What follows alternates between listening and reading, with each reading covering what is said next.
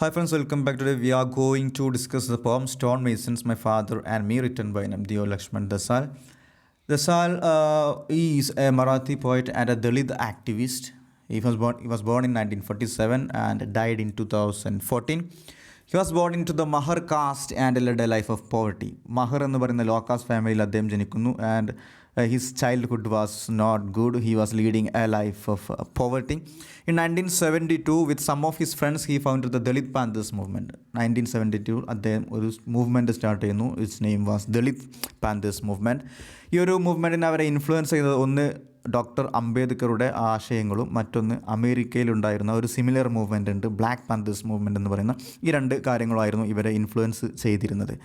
The objective of this movement was to resist the atrocities against Dalits. ദളിത്സിനെതിരെയുള്ള പീഡനങ്ങളെയും അടിച്ചമർത്തലുകളെയും ഒക്കെ പ്രതിരോധിക്കുക എന്നതായിരുന്നു ഇവരുടെ ലക്ഷ്യം. And he had much respect for Ambedkar and Marxist ideologies. He had respect for doctor Ambedkar. As you know, doctor Ambedkar ഒരുപാട് ഈ ജാതി വിവേചനങ്ങൾക്കെതിരെ ഒക്കെ പ്രവർത്തിച്ച ആളായിരുന്നു. So he was respecting Ambedkar and he had respect for Marxist ideologies too. And this poem stonemasons my father and me is taken from his first book Golpitha. ഈ ഒരു ഗോൽപിത എന്ന് പറയുന്ന ഒരു പുസ്തകത്തിൽ നിന്നാണ് നമ്മളിപ്പം ഡിസ്കസ് ചെയ്യാൻ പോകുന്ന കവിത എടുത്തിട്ടുള്ളത്. ഈ talks about the unjust past of his forefathers. അദ്ദേഹത്തിൻ്റെ ഫാദറും അദ്ദേഹത്തിൻ്റെ ഫാദറെ പോലെയുള്ള ഒരുപാട് ആളുകൾ, അദ്ദേഹത്തിൻ്റെ ഫോർ ഫാദേഴ്സ് അനുഭവിച്ച ദുരിതങ്ങളെക്കുറിച്ചൊക്കെയാണ് ഈ ഒരു കവിതയിലൂടെ അദ്ദേഹം പറയുന്നത്. It expresses the inner outrage of the speaker for being denied and oppressed in the name of caste. കാസ്റ്റിൻ്റെ പേരിൽ സ്റ്റോൺ മേസൺസ് ഒരു പ്രത്യേക കാസ്റ്റിൽ, ഈ മഹറിലാണ് ഇദ്ദേഹം, മഹർ കമ്മ്യൂണിറ്റിയിൽപ്പെട്ട ആളാണെങ്കിൽ പോലും അതിൽ തന്നെ പെട്ട വേറൊരു വിഭാഗമുണ്ട്, ഈ ഒരു വദാരി.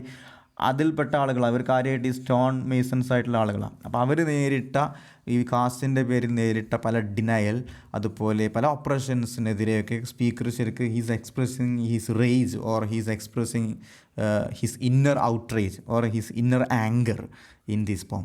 Okay, the stonemasons represented by his father have been much sinned against, like the other marginalized and oppressed people.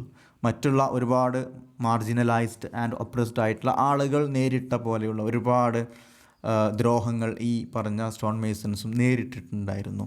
Okay, they have been much sinned. ഒരുപാട് ദ്രോഹങ്ങൾ ആളുകൾ ഇവർക്കെതിരെ ചെയ്തിട്ടുണ്ട്. Stonemasons belong to an untouchable community called Vadari or Vadera. അങ്ങനെയൊക്കെയാണ് ഇവരെ പറയുന്നത്. They break huge blocks of stones into gravel and chips for the livelihood. ജീവിക്കാൻ വേണ്ടിയിട്ട് വലിയ സ്റ്റോൺ ബ്ലോക്സുകളൊക്കെ ചെറിയ ചിപ്സ് ഗ്രേവലൊക്കെ ആക്കി ചെറിയ പീസൊക്കെ ആക്കുന്ന ജോലിയാണ് ഇവർക്കുള്ളത് for livelihood. And they leading a nomadic life and move across the country in groups.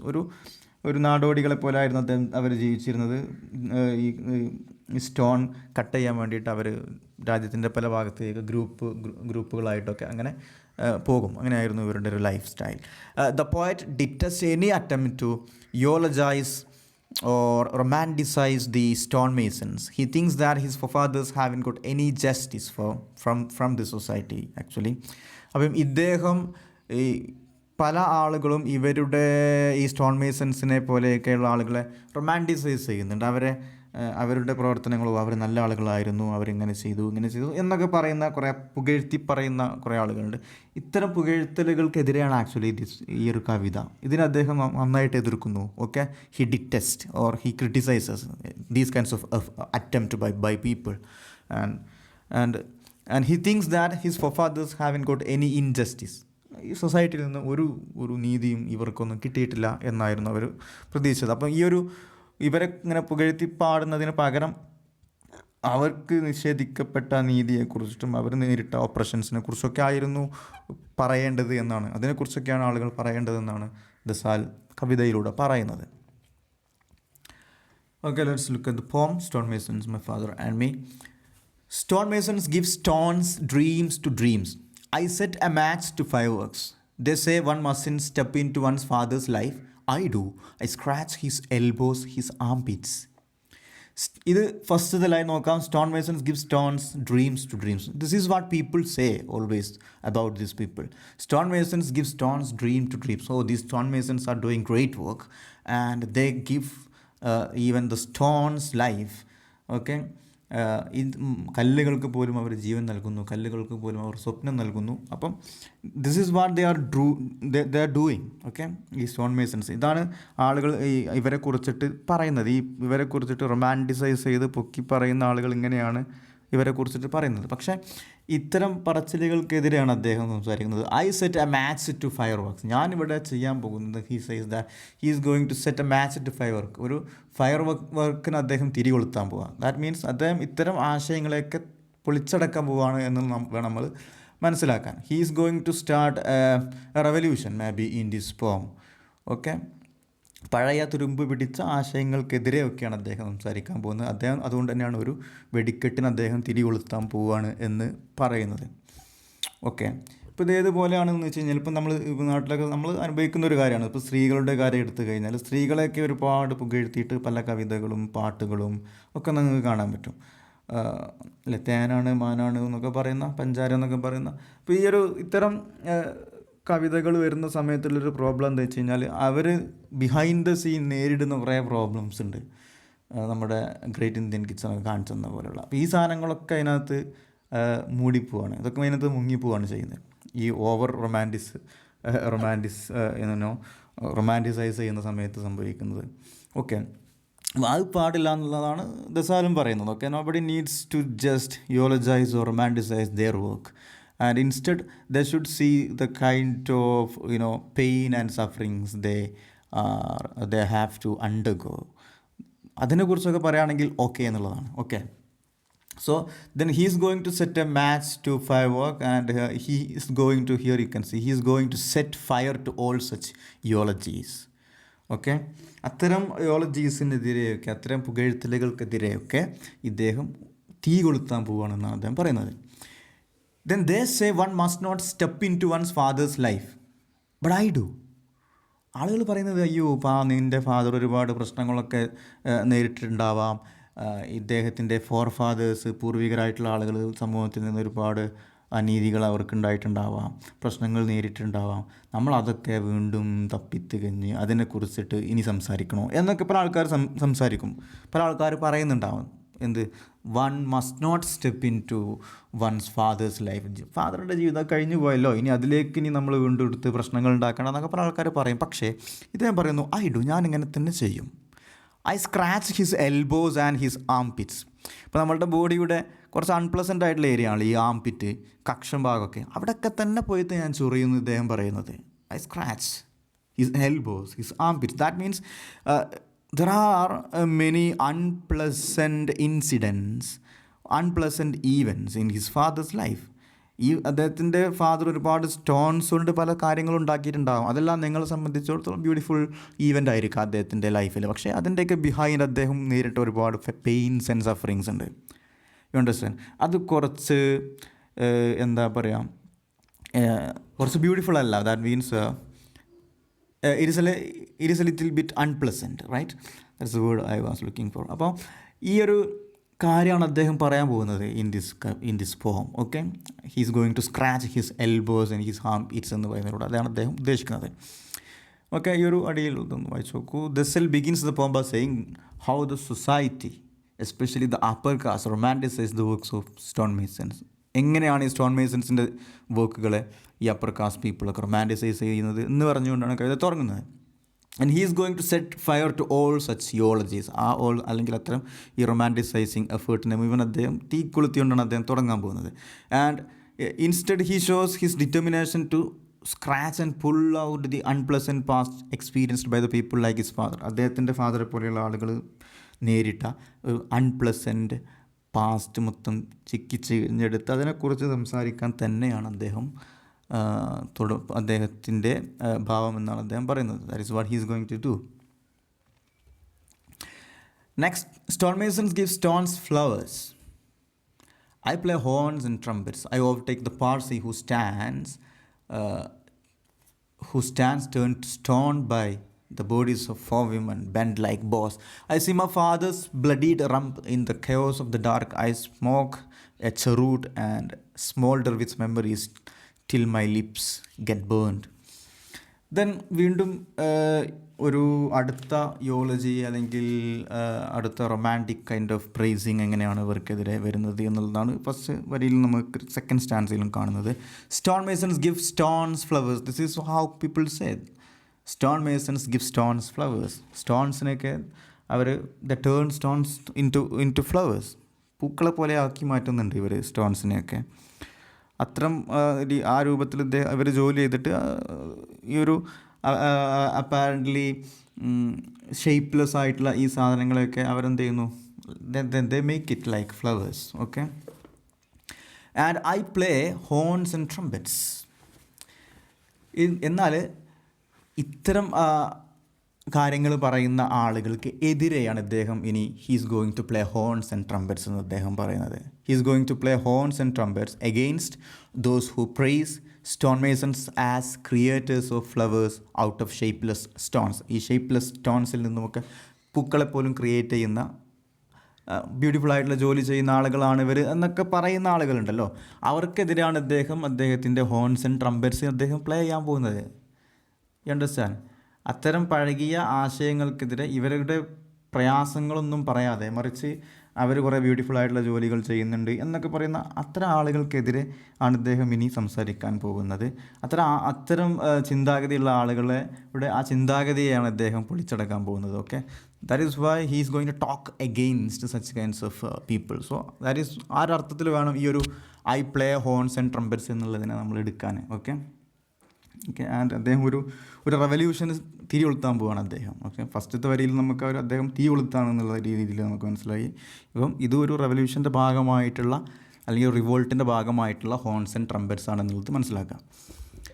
I overtake the Parsi who stands turn to stone by the bodies of 4 women bend like boss.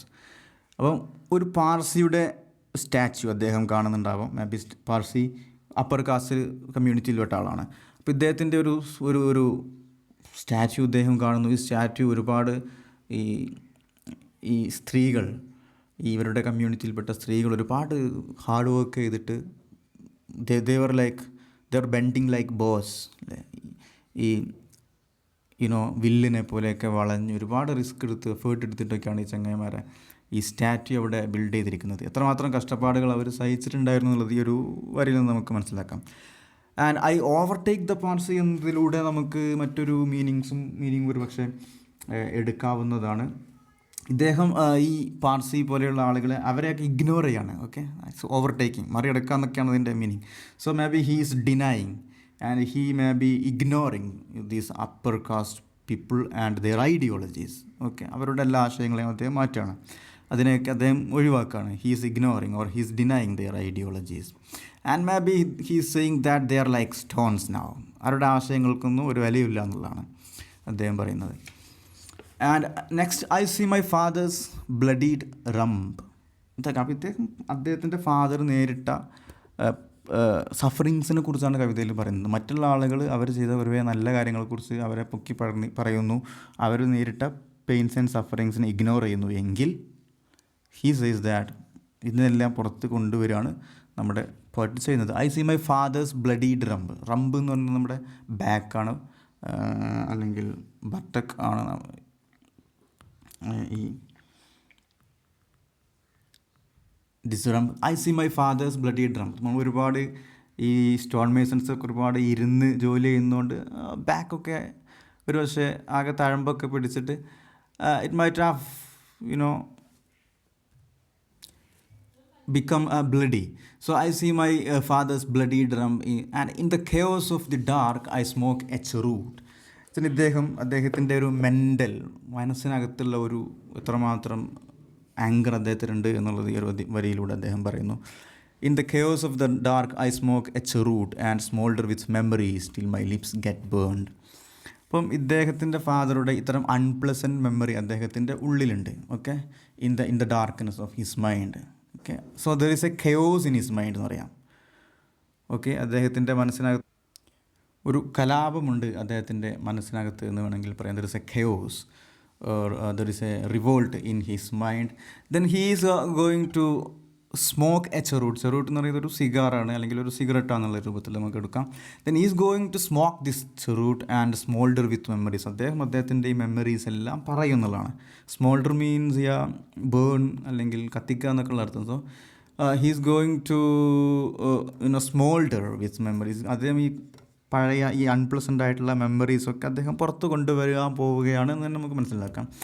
And he will talk about it till his lips get burned. അപ്പം ഈ cheroot അദ്ദേഹത്തിൻ്റെ lip കത്തുന്നത് വരെ അദ്ദേഹം ഇത് വലിച്ചുകൊണ്ടേയിരിക്കും. You understand? അദ്ദേഹത്തിൻ്റെ lip കത്തുന്നത് വരെ അദ്ദേഹം വലിച്ചുകൊണ്ടിരിക്കും. അപ്പം അതിൻ്റെ ഒരു അർത്ഥം നമ്മൾ മനസ്സിലാക്കേണ്ടത്, അദ്ദേഹം ഓൾമോസ്റ്റ് മരിക്കുന്നത് വരെ ഇത്തരം ഈ ഇദ്ദേഹത്തിൻ്റെ പോലെയുള്ള കമ്മ്യൂണിറ്റീസ്, ലോ കാസ്റ്റ് പീപ്പിൾ അനുഭവിച്ച പീഡനങ്ങളെക്കുറിച്ച് അദ്ദേഹം സംസാരിക്കും എന്ന് തന്നെ നമ്മൾ മനസ്സിലാക്കേണ്ടതുണ്ട്. Okay, I smoke a cheroot and smolder with memories till my lips get burned. So he remembers the pain and suffering his father had to undergo. അദ്ദേഹത്തിൻ്റെ ഫാദർ നേരിടേണ്ടി വന്നിരുന്ന പെയിൻ ആൻഡ് സഫറിങ്സിനെ കുറിച്ച് അദ്ദേഹം ഓർക്കുന്നു. And which makes him very angry. Okay, and he says that he will express this rage until the last moment of his life. അദ്ദേഹത്തിൻ്റെ ജീവിതത്തിൻ്റെ അവസാനം വരെ അദ്ദേഹം ഈ ഒരു റേജ് എക്സ്പ്രസ് ചെയ്യുമെന്നാണ് ഇവിടെ പറയുന്നത്. I smoke a cheroot and smoulder with memories till my lips get burn.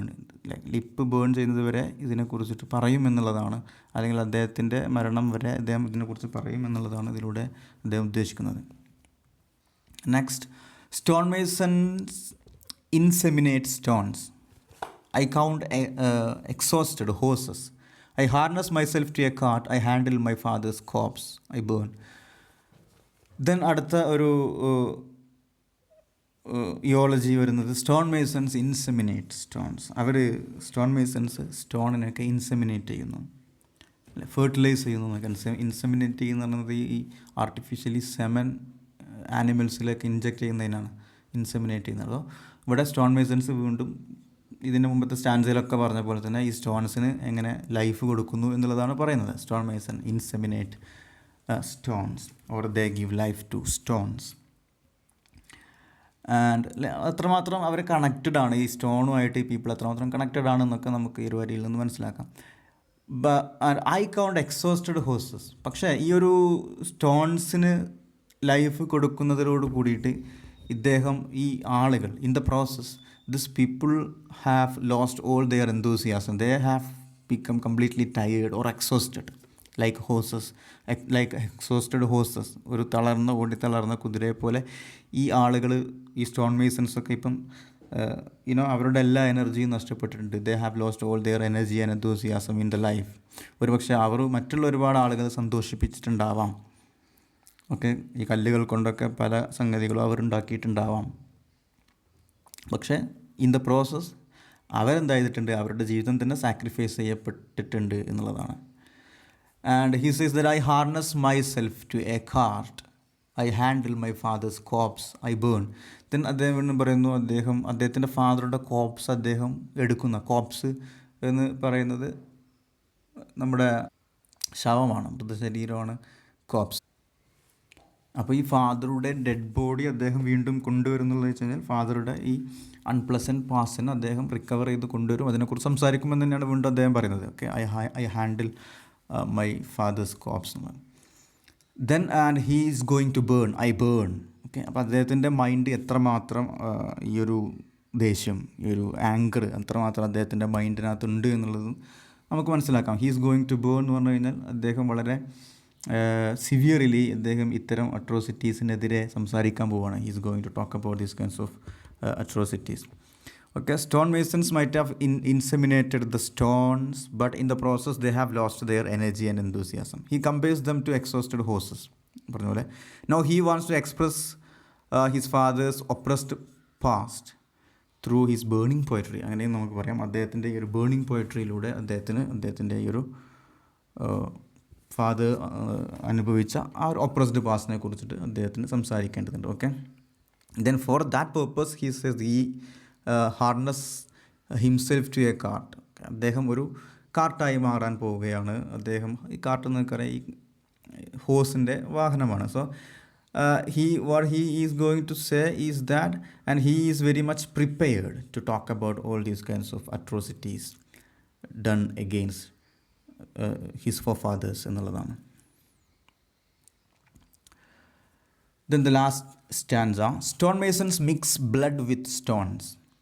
I carry a lot of stones. Stonemasons build a stone house. I break heads with stones. Then this is what people say, stonemasons mix blood with stones. Okay, അവരുടെ blood mix ചെയ്യുന്നു സ്റ്റോണിൽ.